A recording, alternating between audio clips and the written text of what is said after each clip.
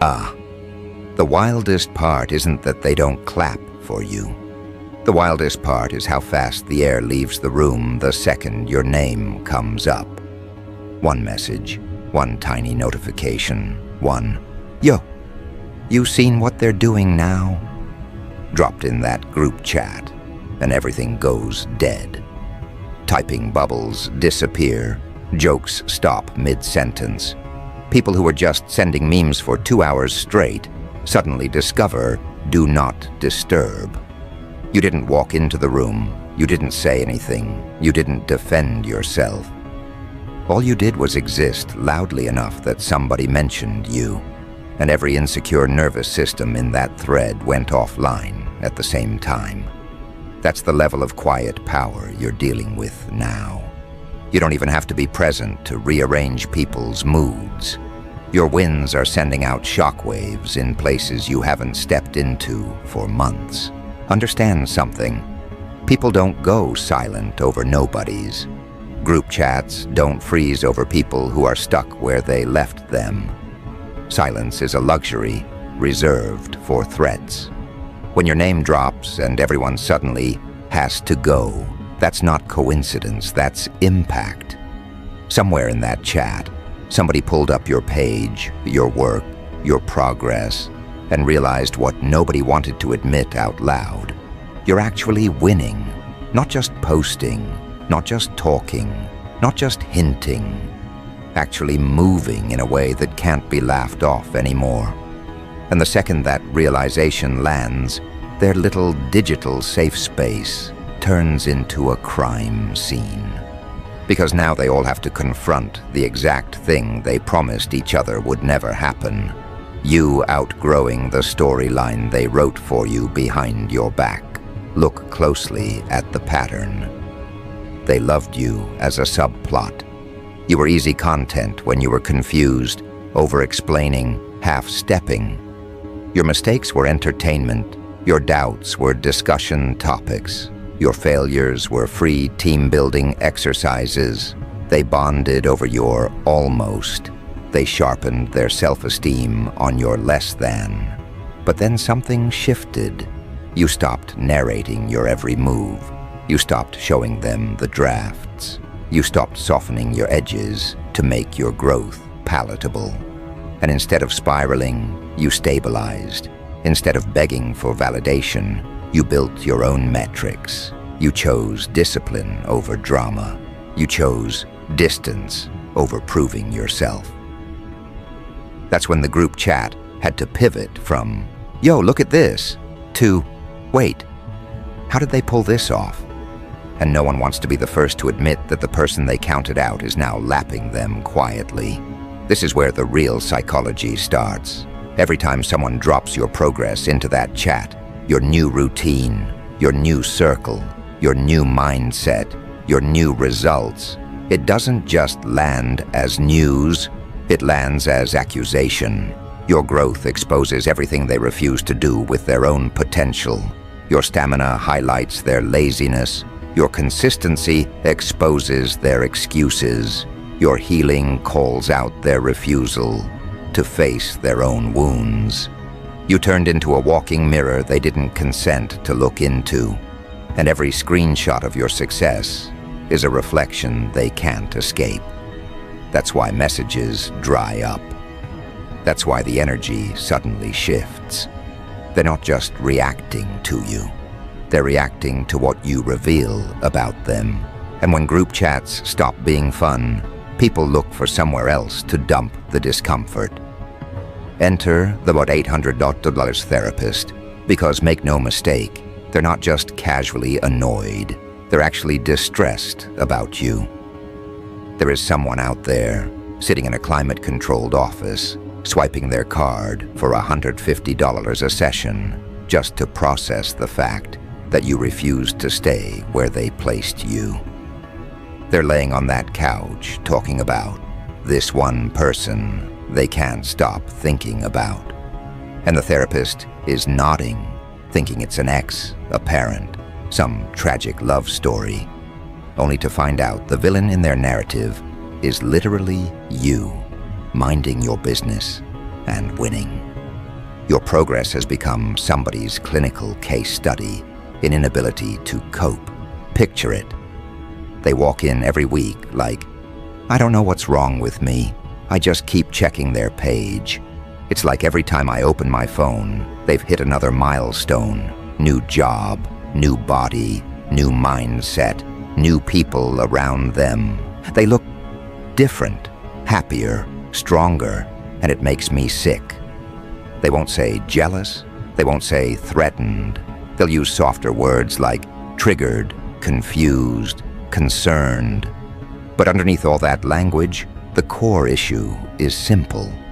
You refuse to crumble the way they predicted, and now their entire emotional ecosystem is malfunctioning. They built a version of you in their head that doesn't exist anymore, and they don't know how to reconcile their fantasy with your reality.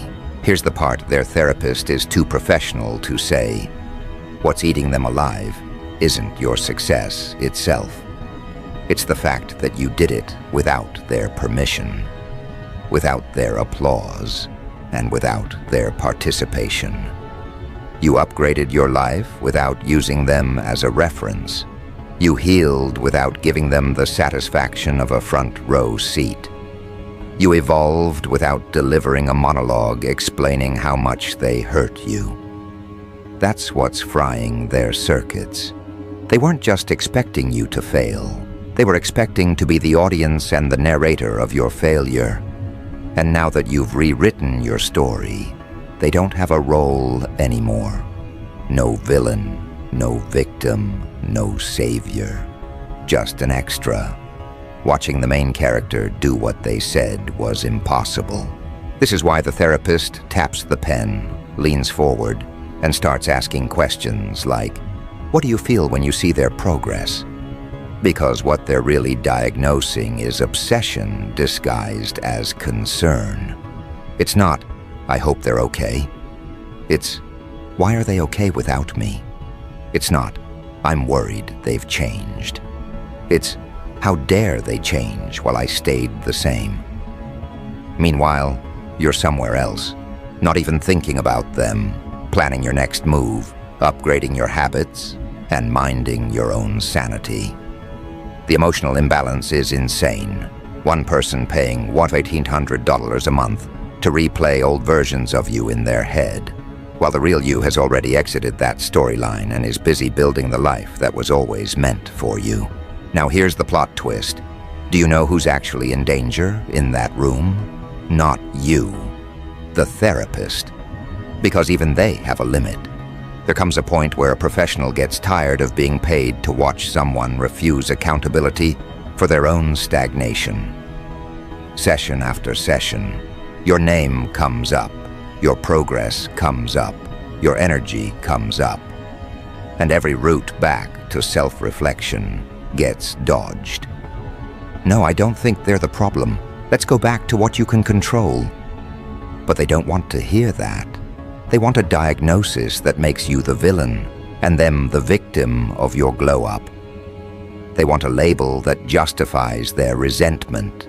They want permission to keep resenting somebody who literally just got tired of suffering and chose better. At some point, even the therapist realizes this isn't about you at all. This is about their addiction to staying small. So imagine the day that therapist snaps.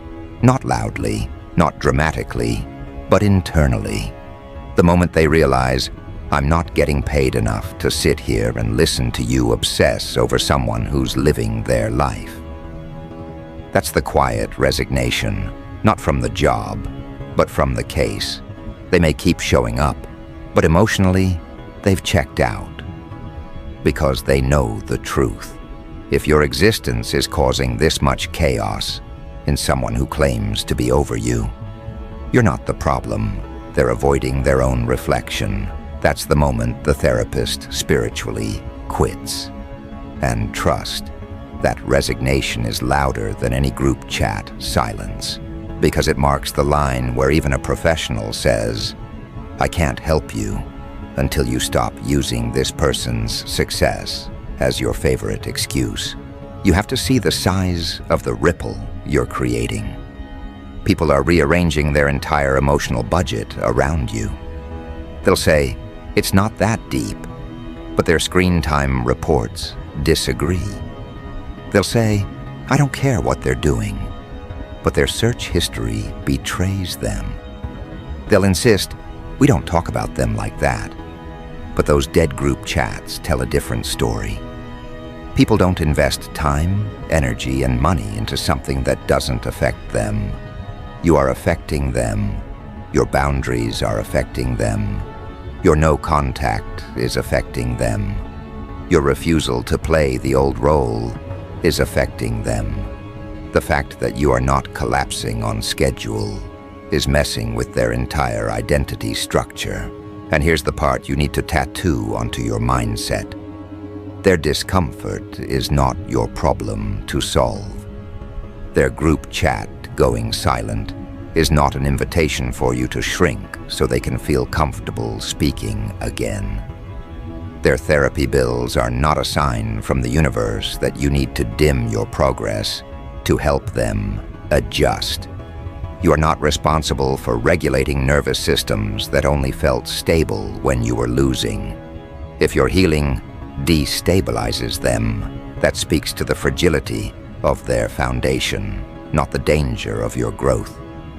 You choosing yourself is not an act of violence. It just feels violent to people who relied on your self-betrayal to feel powerful. What you're witnessing now is spiritual reorganization. The universe is quietly exposing who only liked you when you were breakable, available, and easy to read. The ones who can celebrate you in this season are the ones who never needed you small to feel big. The ones who disappear, who go quiet, who ghost the chat when your name comes up. Those are the ones who were never clapping in the first place. They were just waiting for evidence that you'd fail so they could say, "See, told you." Instead, the evidence is stacking in the opposite direction. Every day, you collect more proof that you're not going back. More proof that your standards weren't too much. They were simply incompatible with their comfort. More proof that you were never the weak link. You were the threat disguised as the underdog. And the more that truth settles, the calmer you become. You start to understand that you don't need to clear your name in rooms you no longer sit in. You don't need to correct narratives built in chats you'll never see. You don't need to argue with projections you didn't consent to wear. Your life is becoming the loudest rebuttal. Every boundary, every upgrade, every silent win is a new data point that contradicts the version of you they circulate for comfort. You are not obligated to stay accessible to people who only reach for you when they need a reason to feel superior. That era is done. The access they had was a privilege and not a right, and the universe revoked it when you finally chose yourself over their comfort. So now the question shifts from, "Why don't they support me?" to something far more powerful. What am I going to do with this freedom they accidentally gave me?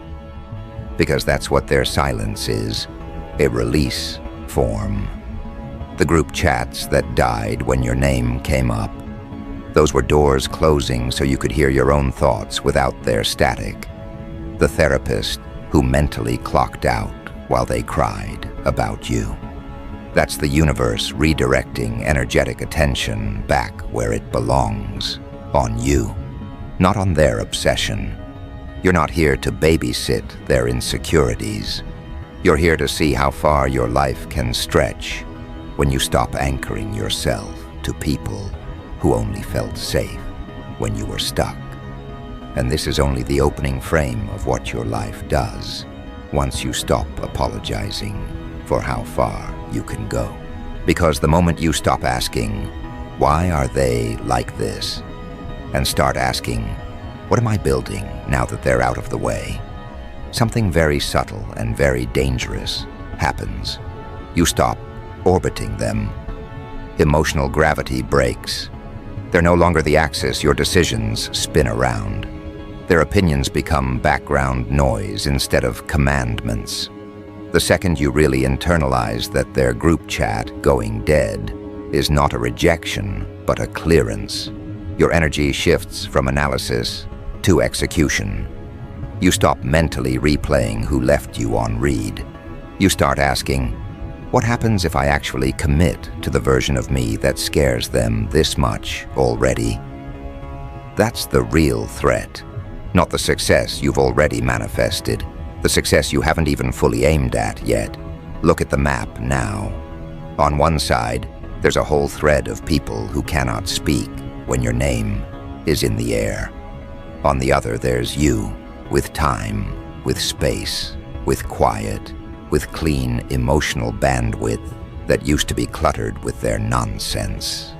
You're not locked out. You've been escorted out of a low-ceiling room. And what do people with that kind of forced solitude do when they're no longer trying to prove anything to the gallery? They build strange, terrifying levels of focus.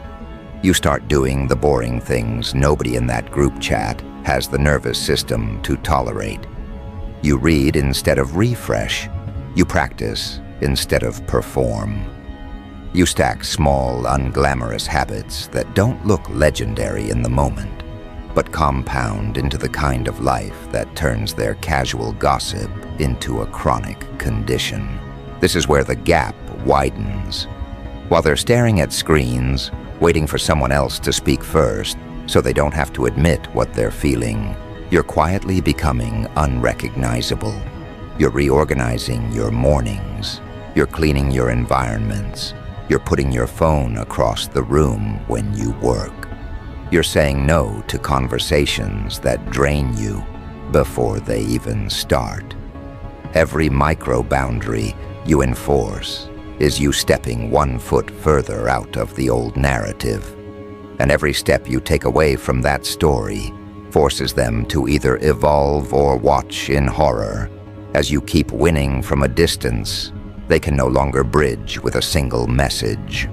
Meanwhile, their internal storm doesn't calm just because the chat went quiet. They carry that tension everywhere. It follows them into work, into their relationships, into their sleep.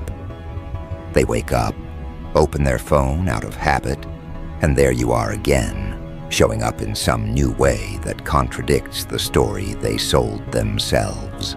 They tell people, we don't care what they're doing, and then spend the next hour doom-scrolling your progress. That dissonance builds. Their nervous system can't keep holding the weight of pretending you're irrelevant while their body reacts to everything you do like a threat. That's how you end up back in the therapist's office, week after week, bleeding out resentment into someone who's just trying to help them find themselves in the mess. And the therapist? At first, they're neutral. They listen, they validate, they tease out emotions. But session after session, a pattern emerges. Your name is a recurring character in a story that never moves. Every week, it's, they posted this, and it made me feel. They did that, and now I can't stop thinking. Why does it bother me so much that they seem happy? The therapist gently redirects. What does this say about your needs, about your sense of self, about your goals? But your enemies aren't trying to understand themselves. They're trying to get a professional to co-sign the narrative that you're the problem. They're chasing a diagnosis that turns their jealousy into something respectable. There's a point where even the most patient therapist recognizes what's really happening. They don't want healing, they want permission. They want someone with letters after their name to say, "You're right, their success is unfair." But actual healing doesn't work like that. So the therapist asks harder questions. Why are you measuring your life against someone who is no longer in your orbit? What stops you from creating your own version of success? What part of you feels threatened by their growth? Those questions land like grenades, and instead of picking up the pieces, they get offended, because now the spotlight is moving off of you and onto the real issue, their refusal to grow. This is how you accidentally exhaust licensed professionals. Not because you're evil, not because you're cursed, but because your life is being misused as a distraction from their own. The therapist is human too. They go home after back-to-back sessions, and your name keeps popping up in their notes. Different clients, same trigger.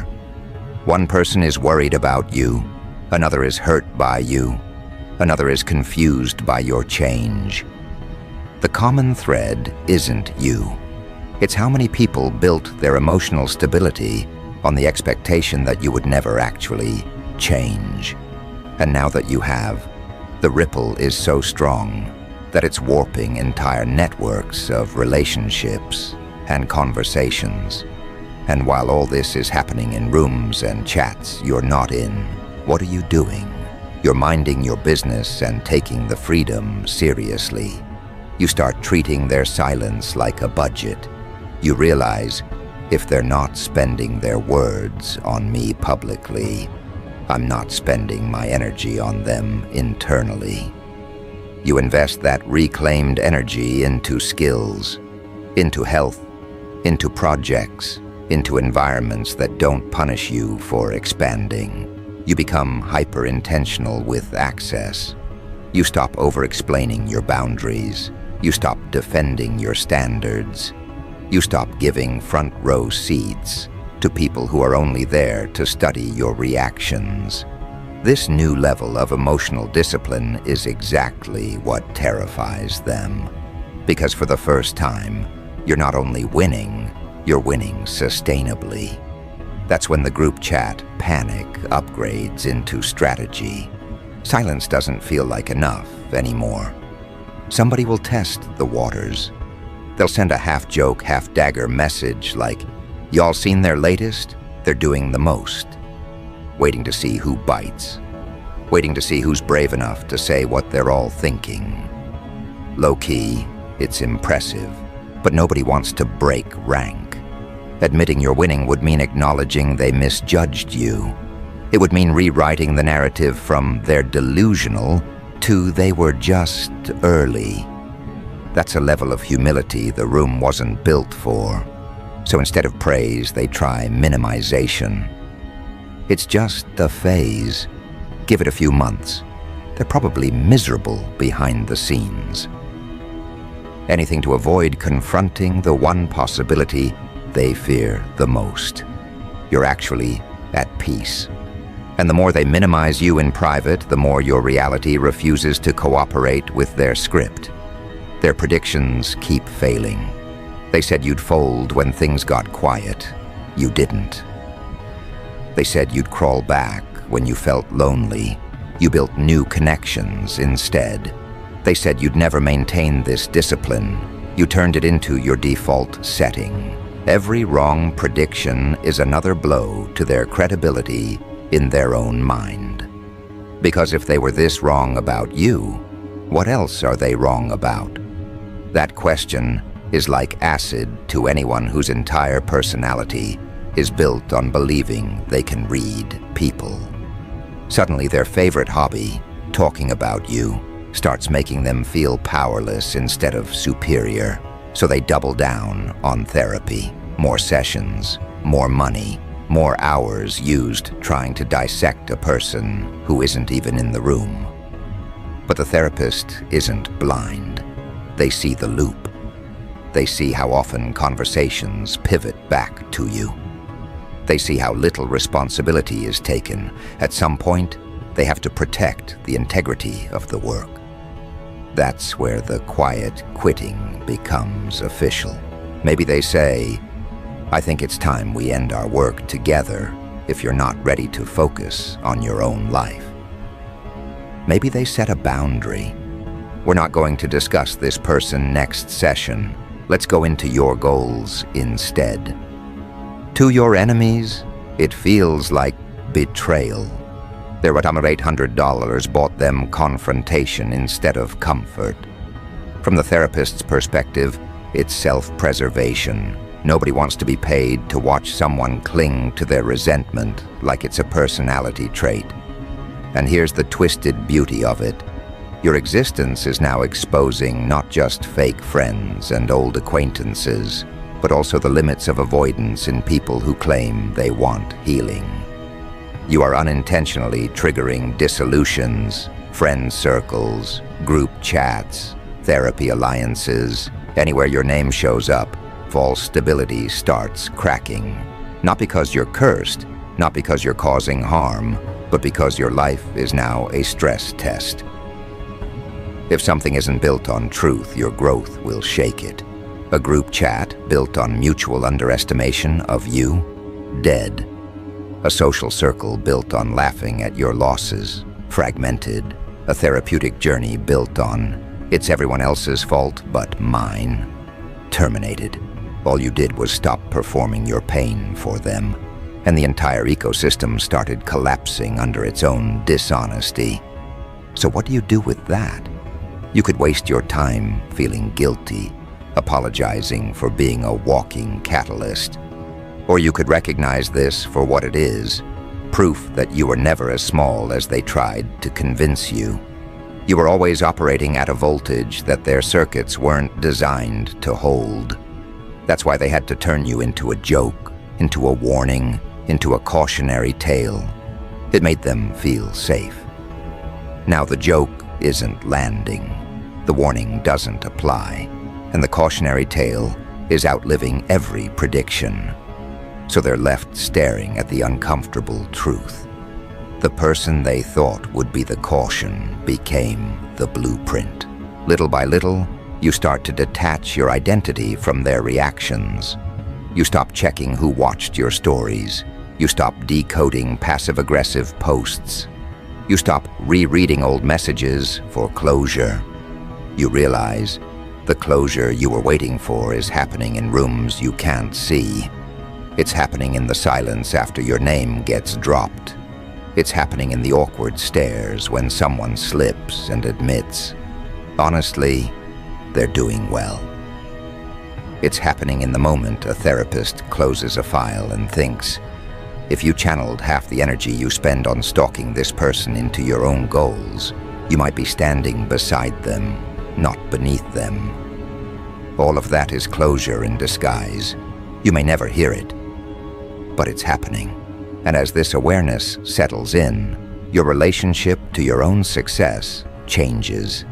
It stops being a revenge fantasy and becomes a responsibility.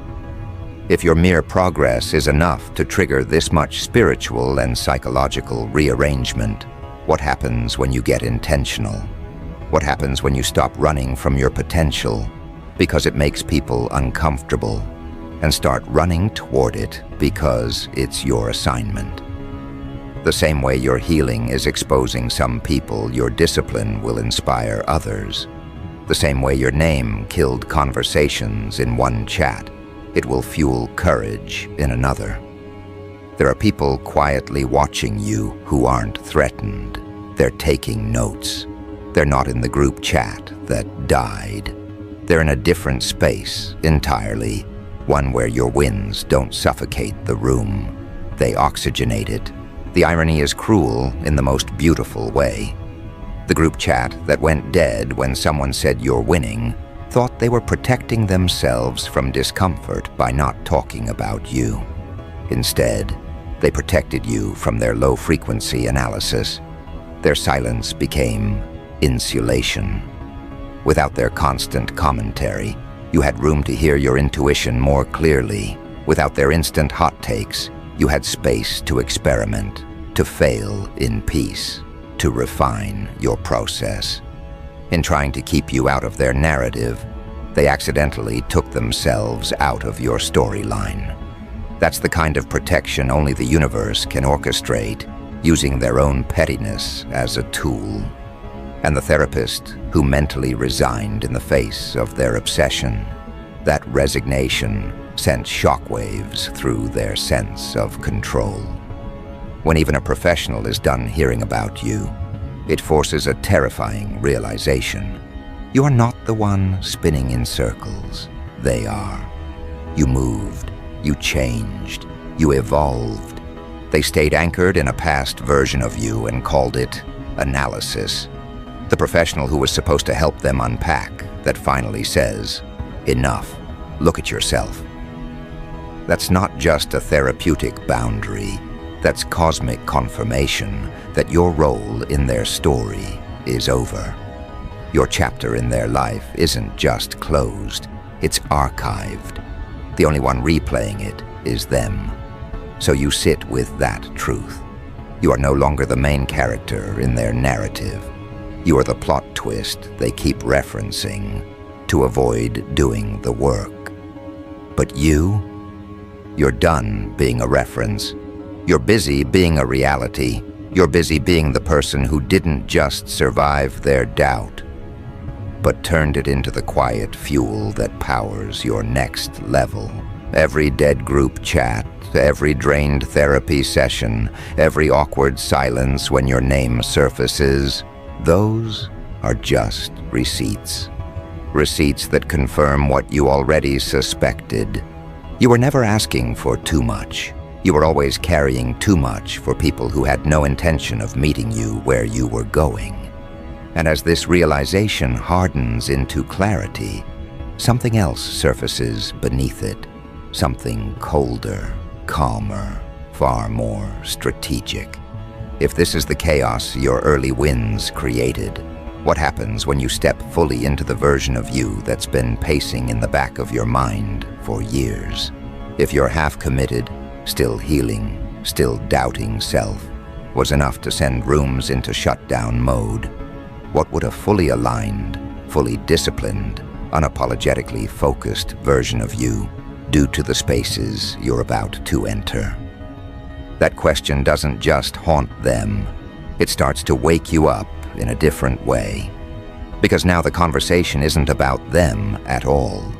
It's about the scale of your own potential and whether you're finally ready to match it. You don't announce that decision.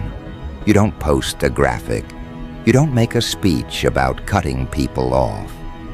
You just start moving differently. You choose the harder option more often. You choose the long-term payoff over the short hit. You choose your purpose over your ego. You choose rooms that stretch you instead of rooms that worship the old you.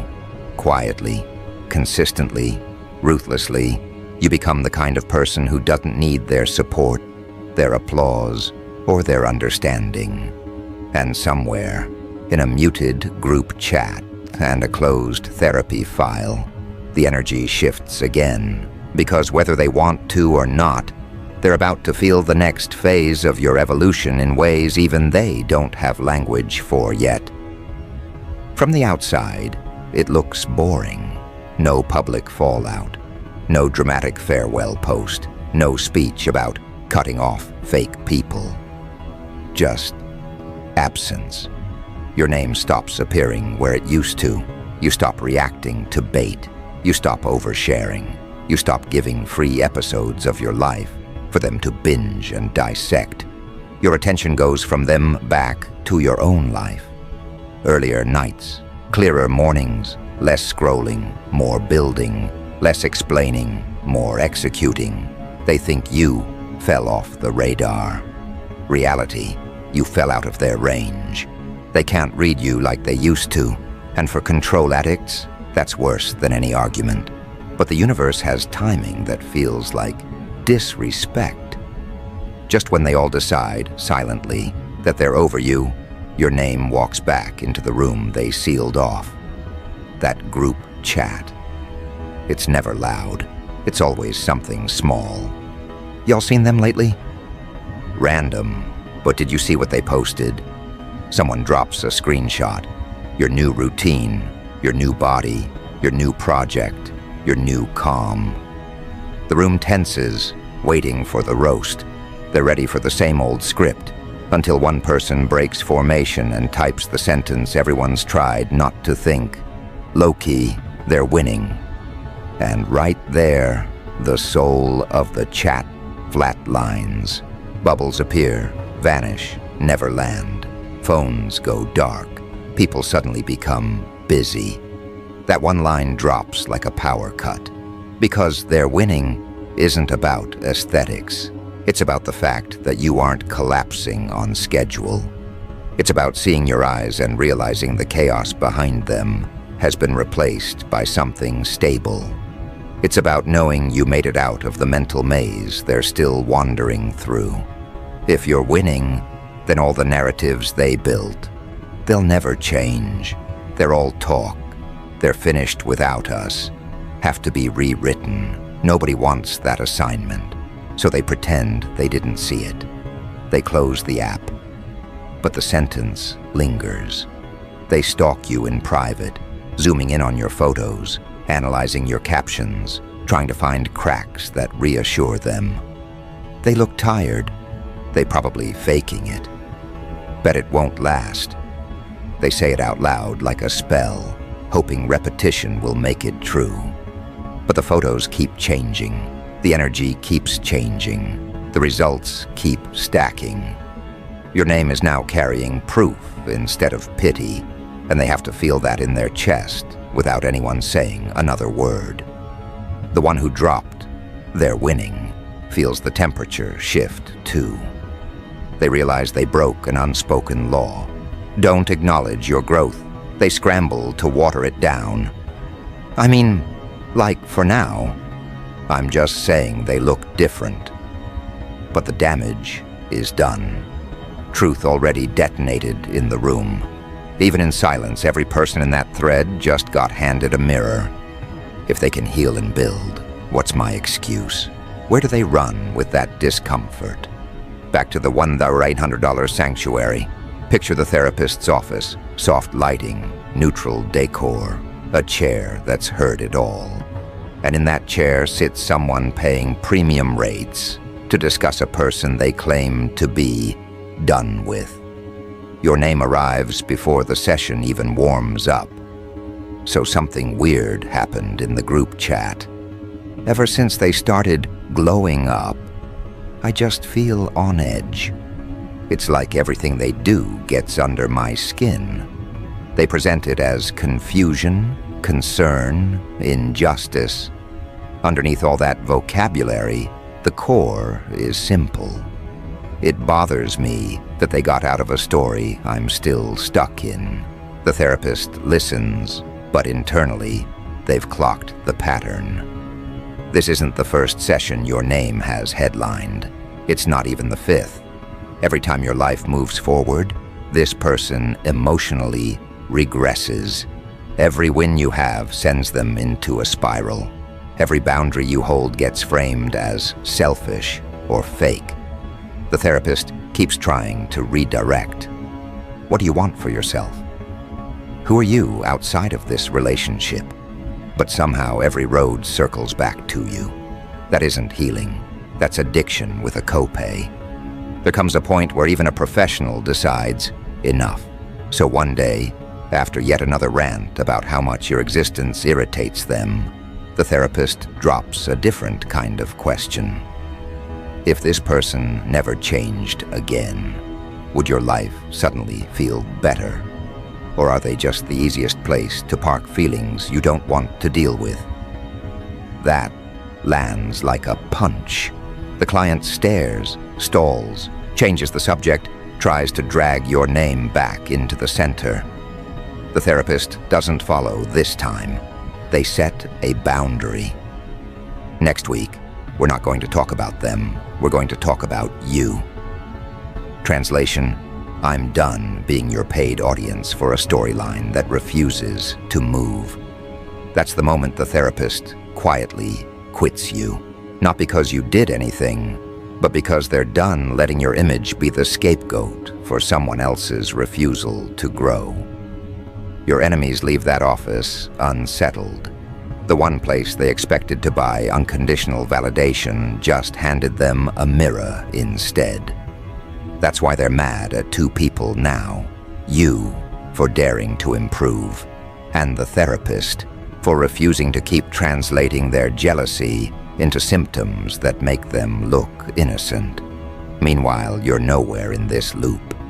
You're not posting subliminals. You're not checking their status. You're not asking mutuals what's being said. You're too busy living the exact life their nervous systems can't handle you having.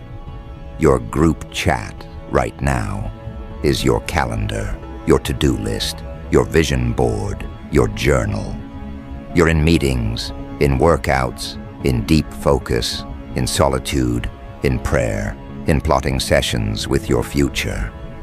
The only therapist you're visiting is the part of you that used to beg to be chosen, and you're finally telling it, we don't chase rooms that can't handle us anymore. Here's the dark joke the universe is making with all of this. They turned you into the villain of a story you already left, and then got emotionally winded trying to keep up with your plotline from the outside. Their group chat died the second someone told the truth. Their sessions drained out the second a professional refused to co-sign their delusion. All that time, you were just doing the one thing they hoped you'd never figure out how to do. Stop orbiting them and start orbiting your purpose. Once you see it that clearly, the revenge fantasy gets boring. You don't need screenshots. You don't need their confessions. You don't need to watch their faces as they realize the therapist is done using you as a human shield for their issues. You already have your receipts, the silence, the obsession, the money spent processing a person who doesn't even know they're the main topic. Those are all proof of impact. People do not emotionally bankrupt themselves over background characters. They only spiral like this over threats. So you pick a different kind of revenge. Precision. You get serious about your time. You start treating your focus like it's sacred. You stop trying to prove your goodness to people who survive off misreading you. You stop answering questions you didn't sign up for. You refine your circle down to the ones who don't flinch when your name and the word winning exist in the same sentence. You become the kind of person whose baseline is so aligned that if someone new met you today, the old stories people tell about you would sound like bad fiction. And as you do that, a new pattern emerges. In the wrong rooms, your name kills conversations. In the right rooms, it sparks strategy. Somewhere else, far away from that dead chat and that exhausted therapist, someone says, "Have you seen what they've done with their life after all that?" And the response is not silence, it's respect. People lean in. They're not trying to drag you. They're trying to decode you. They're not threatened that you're winning. They're inspired that you didn't let what tried to break you become your whole personality. That's the ecosystem you were always built for. Spaces where your progress doesn't trigger collapse. It triggers courage. So when your mind replays the line, their group chat went dead the second somebody said you're winning, don't hear shame in it. Hear diagnosis. That was the exact moment reality walked into the room and every false version of you died on contact. And when you think about, they paid $1,900 this month just to cry about you. Therapists still quit anyway. Understand how poetic that is. That's a spiritual invoice. That's the cost of staring at your growth and refusing to grow themselves. You didn't ruin their peace. You simply stopped sacrificing yours to maintain their illusions. You didn't break their circle. You just left, and the weak wiring exposed itself once your energy was no longer holding it together. You didn't make their therapist give up. Their refusal to take responsibility did. All you did was finally treat your life like it was serious. And everything that was built on joking about you, doubting you, or feeding off your pain cracked under the pressure of you becoming real. Let it all stay dead. The chat. the narrative. The version of you they debate like a rumor instead of respecting like a fact. Let them keep funding sessions to process someone who has already moved on. You're not their case study. You're not their cautionary tale. You're not their favorite failure. You are the proof that a person can be underestimated, misunderstood, mishandled, and still wake up one morning and say, "Enough. I'm done performing my suffering for people who clap for my confusion." From here on out, the only people who survive saying your name are the ones whose spirit doesn't glitch when they see you winning. Everyone else can stay exactly where they chose to be, silent in the chat, loud in the sessions, spinning in circles around an outdated version of you. You've already left that storyline. You've already paid your price.